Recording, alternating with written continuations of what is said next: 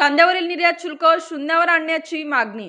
कांद्यावरील निर्यात शुल्क माफ करून शेतकऱ्यांना दिलासा द्या, अन्यथा या अन्यायकारक कर वसुली विरोधात संसदीय अधिवेशनात 31 जानेवारीला गळ्यात कांद्याच्या माळा घालून संसदेसमोर आंदोलन करण्यात येईल, असा इशारा दिंडोरीचे खासदार भास्कर भगरे यांनी केंद्र सरकारला दिला आहे।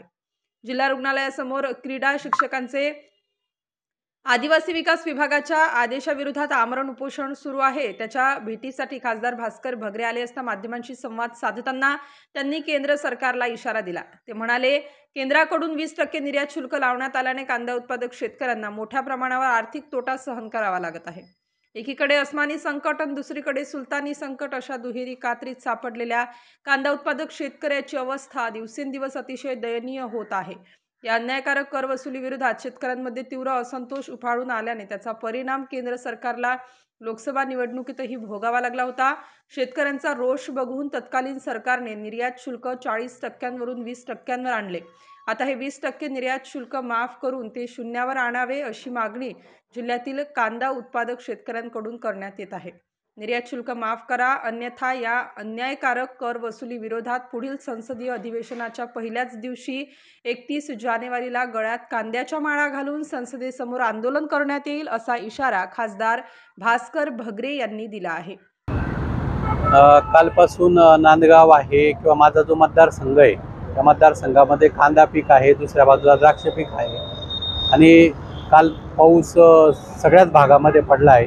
आज कांद्याची काढणी चालू आहे, दुसऱ्या बाजूला लागण चालू आहे आणि त्याचा परिणाम हा कांदा पिकावरती म्हणजे ते हा जो लाल कांदा आहे हा न टिकणारा कांदा आहे आणि त्याच्यात पाऊस झाल्यामुळे तो लगेच त्याच्या म्हणजे तो सडण्याची प्रक्रिया त्या ठिकाणी होणार आहे। दुसऱ्या बाजूला द्राक्ष सीझन चालू आहे, फ्लावरिंगमधले जे बाग आहे तर त्यांना पावसाचा फटका, त्याच्यामध्ये धुकं आलेलं आहे मोठ्या प्रमाणावरती आणि त्यामुळे द्राक्षाला मोठ्या प्रमाणावरती फटका बसलाय, कांद्यालाही फटका बसलाय। तर माझी शासनाला विनंती आहे की आपण पंचनामे करून शेतकऱ्यांना नुकसान भरपाई दिली पाहिजे, कारण शेतकरी हा अत्यंत हवालदिल झालेला आहे। म्हणजे कुठल्याच पिकाला भाव नाही। कांद्याला आज जर आपण कांद्याच्या बाबतीत बघतोय तर पाठीमागच्या काळामध्ये शासनाने 40% निर्यात शुल्क लावलं होतं। आज ते निर्यात शुल्क पाठीमागे मी संसदेमध्ये मुद्दा मांडला होता। अनेक शेतकरी संघटना आहेत किंवा कांदा उत्पादक संघटना आहे, यांनी आंदोलन केलं होतं आणि त्यामुळे शासनाने दखल घेऊन ते 20% केलं। परंतु आज लाल कांद्याची आवक बाजारामध्ये मोठ्या प्रमाणावरती आहे आणि बाजारभाव जे 4000च्या जवळपास होते ते आज 1000-1500 रुपयाच्या जवळपास आलेले। शेतकऱ्यांचं उत्पादन खर्च देखील निघत नाही आणि म्हणून मी आता जे अधिवेशन झालं त्या अधिवेशनामध्ये 16 ऑगस्टला संसदेमध्ये देखील परत हे जे 20% निर्यात शुल्क आहे ते कमी करून शेतकऱ्यांना दिलासा द्यावा, अशा प्रकारची मागणी केलेली।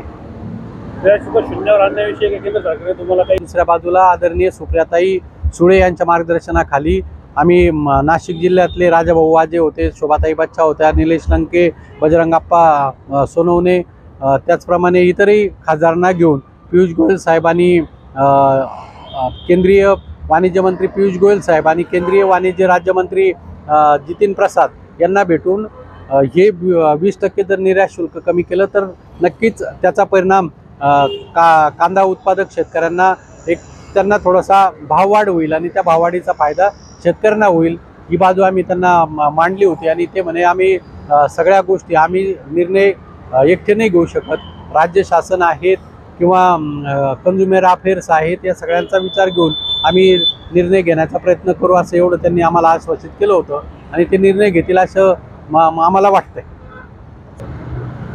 आता येणाऱ्या अधिवेशनापर्यंत जर त्यांनी निर्णय नाही घेतला तर शेवटी आता परत 31 जानेवारीपासून संसदेचं अधिवेशन सुरू होतं आहे।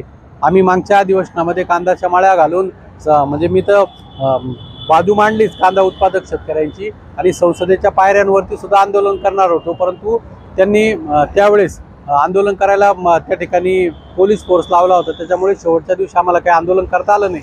परंतु 31 जानेवारीला आंदोलन तोपर्यंत जर शासनाने निर्यात शुल्क हटवलं नाही तर आम्ही नक्की महाविकास आघाडीचे सर्व खासदार त्या ठिकाणी उतरून कांदा उत्पादक शेतकरी असतील, द्राक्ष। स्टार न्यूज साठी मोहसिन पठाण, नाशिक।